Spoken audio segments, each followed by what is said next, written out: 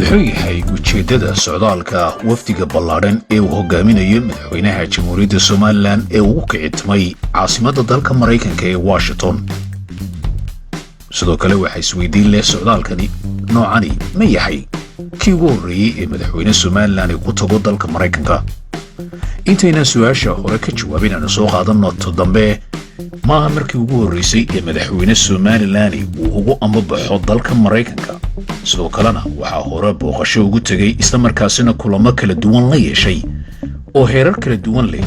madaxweynayaashii Allah u naxariistay Maxamed Xaaji Ibraahin Cigaal oo isagu dabayaaqadii sagaashanaadkii tagay caasimadda dalkaasi Mareykanka iyo sidoo kalena dalka magaaladiisa kale New York ee dhinaca arrimaha siyaasadda sidoo kalena lagu kala gooyo. sidoo kalena waxa isagu booqasho ku tagay madaxweyne Daahir Riyaale Kaahin oo sidoo kalena ay ku soo booqatay Somaliland xogayihii qaaradda Afrika ee u qaabilsan wasaaradda arrimaha dibadda ee dalka Mareykanka Jandai Fraser oo timid Hargeysa. Ironic when we heard that news from the international community, the people who are not putting their house in order to claim that they are sometimes it waxaa sidoo kale isaguna booqasho ku tagay dalkaasi Mareykanka madaxweynihii ka horreeyay Muuse waa Axmed Maxamed Siraayo oo isaguna kulan la qaatay qaar ka tirsan madaxda kala duwan ee dalka Mareykanka. hase ahaatee booqashadan madaxweyne Muuse Biixi Cabdi ayaa waxaa lagu tilmaamay in wafdi ahaan marka la eego tirada ay ka kooban yihiin oo markii ugu horreysay wafdi Somaliland oo dibadda u baxa ay raacaan xubno ka tirsan ganacsatada waaweyn ee caanka ah iyo sidoo kalena tirada wafdiga oo loo dhan karo waa ay ka badan tahay marka loo eego labadii madaxweyne ee ka horreeyay madaxweyne Muuse. haddaba ujeedada socdaalkan ayaan ahayn mid warbixin rasmi ah ay ka soo saartay xukuumadda Somaliland oo faahfaahinaya qaybaha kala duwan ee dalka Mareykanka dawladdiisa iyo hay'adihiisa arrimaha dibadda iyo dhinaca gaashaandhigga meelaha ay la kulmayaan. hase ahaatee warar aan helay ayaa sheegaya in madaxweyne Muuse Biixi Cabdi socdaalkiisu yahay mid miisaan weyn leh isla markaasina ay doorkan ku jirto soo jiidasho ay Somaliland si weyn u soo jiidatay dalka Mareykanka iyo dawladdiisa isla markaasina heerka madaxweynaha Somaliland iyo wafdigiisa lagu qaabilaya uu yahay mid ka duwan marka loo eego qaabkii hore ee madaxda Somaliland madaxweynayaashii hore ee Somaliland ee tagay Washington lagu qaabilayo. tan ayaa sababteedu ay tahay Somaliland oo xiriirka ay la leedahay dalka Mareykanku dhinaciisa uu iska bedelay isla markaasina dana waaweyn oo Mareykanku u leeyahay ay sidoo kale uga soo baxeen Somaliland iyo sidoo kalena qadiyadda Somaliland oo yeelatay miisaan weyn marka loo eego xaaladaha siyaasadeed ee ka soo oogkamay dunida siba madaqada geeska Afrika iyo loolanka quwadaha waaweyn ay ka mid yihiin Mareykanka iyo dalka Shiinaha. Somaliland oo xiriir dhow la leh dalka Taiwan oo ka mid ah wadamada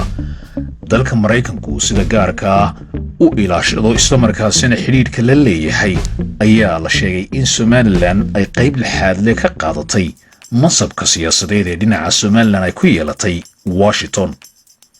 waxa wararku ay sheegayaan in madaxweyne Muuse Biixi Cabdi uu la kulmi doono xogayaha gaashaandhigga ee dalka Mareykanka iyo sidoo kalena saraakiil sare oo ka tirsan qaybta arrimaha dibadda ama State Department-ka. waxaana wararka qaarkii sheegayaan in sidoo kalena Somaliland laga wada xaajoonayo malaayiin dollar oo loogu talagalay Somaliland in lagu caawiyo isla markaasina wax lagaga qabto dhinaca arrimaha dhaqaalaha iyo dhismaha dhinaca kaabayaasha taasi oo dawladda Mareykanku haatan ay u soo jeesatay. waana sababta ganacsatada Somaliland waaweyn loogu yeeray isla markaasina qayb uga noqdeen hoggaanka uu hogaaminayo wafdigan madaxweynaha Somaliland. wafdigan ayaa waxa ay ka kooban yihiin wasiirada ay ka mid yihiin wasiirka arrimaha gudaha ganacsiga iyo wasiirka warfaafinta iyo sidoo kalena wasiirka arrimaha deegaanka iyadoo sidoo kalena ay la socdaan xubno la taliyaala oo kala taliya dhinaca dhaqaalaha iyo siyaasadaba oo Somaliland dhinaceeda. wararku waxay sidoo kale sheegayaan in madaxweynaha Somaliland uu la kulmi doono madaxda sarsare ee ka tirsan World Bank ama Bangiga Adduunka oo xaruntiisu tahay magaalada Washington. warar aan dhinaca Somaliland iyo dhinaca Mareykan midna laga xaqiijin oo hase ahaatee aanu ka helay ilo xogaala ayaa sheegaya in madaxweynaha iyo wafdigiisu ay u bixi karaan amaba ay socdaal ku tagi doonaan magaalada New York inkastoo weli la xaqiijin cid ay la kulmayaan magaalada New York balse wararka qaarkii waxay sheegayaan inay la xidhiidho jamciyadda qurumaha ka dhaxaysa